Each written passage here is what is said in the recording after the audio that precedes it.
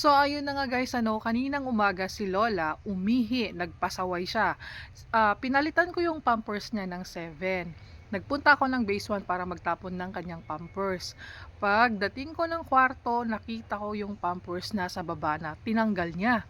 Then nakita ko umihi sa sobrang dami. Siguro pinigilan niya yung ihi niya from madaling araw, bumulwak na lang kanina nung 7. Sabi ko, bakit mo tinanggal yung Pampers mo? Eh di nabasa tuloy ikaw. Sabi kong ganon. Akala ko yung pants lang ang nabasa. Akala ko hindi nabasa yung ilalim. Kasi marami palang supot yon. Nakita ko lang kaninang umaga, ang daming supot na nakalagay. Siguro mga 6. Sa sobrang takot na maihan yung kanyang bed na tagpi 50,000. Ngayon, sabi ko sa kanya, bakit mo inihan to? Magagalit si Laupan. Sabi kong ganon. Kasi natatakot ako baka mamaya pagalitan niya ako. Kasi nga nagkaroon ako ng phobia. Tapos, pagkabaliktad ko kay Lola, naku, basang-basa ang kanyang likod. Tapos sobrang basa yung pants niya, basang-basa yung mga sapin hanggang sa pinakailalim. Tapos pumasok yung Laupan. Anong nangyayari dyan? Sabi ko, si Lola, yung kakakabit ko ng Pampers tinanggal niya. Pagtalikod ko tinanggal niya. Sabi kong ganon. Tapos hinaplos na yung yung bed. Samas, sabi niya ganun. Sabi ko naman, puput si tawa, ama, swatiaw niya po. Ginanong kong ganon. Hindi niya alam kung saan siya magagalit, kung sa akin or kung kay ama.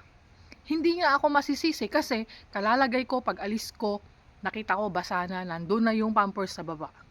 Sabi kong ganon, alam niyo Laupan kako, basic lang yan. Sabi kong ganyan. Yung pinapakita ni Lola kako, basic lang yan. Hindi nyo pa nakita si Lola na tumai sa bed. Sabi kong ganon. Mostly ginagawa niya yan kako sa sanchong, tumatai yan sa bed. Sabi kong ganon. Paano na kako yan? Kakong ganon.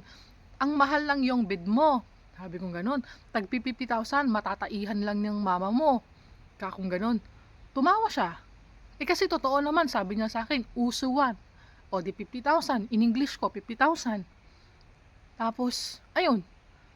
Binangon ko si Lola, pinalitan ko ng damit, pinalitan ko ng pants, pinalitan ko yung Pampers ulit. Kasi sira na yung Pampers, hindi na siya maikabit. Alangan naman i-scotch tape ko pa, may bago namang Pampers.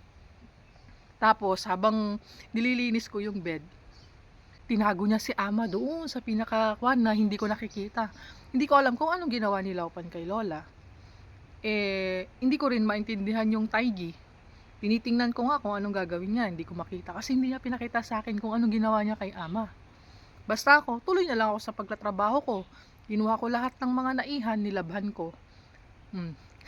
Tawang-tawa ako. Kaya sabi ko, wag kang Laupan, sabi ko, wag kang magtataka kasi pag naging ano na yan si Lola kako, buti nga 4 months lang kami dito. Kakong ganun. Pag tumagal kami dito, malalaman mo yung tunay na ugali ng mama mo. Tataiyan ka ako sa bed. Sayang yung 50,000 mo. Ginan ko.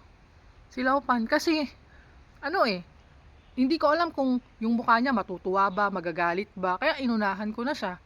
Kasi kaaaway lang namin. Kung aaway na naman niya ako talagang aalis na ako sa kanya.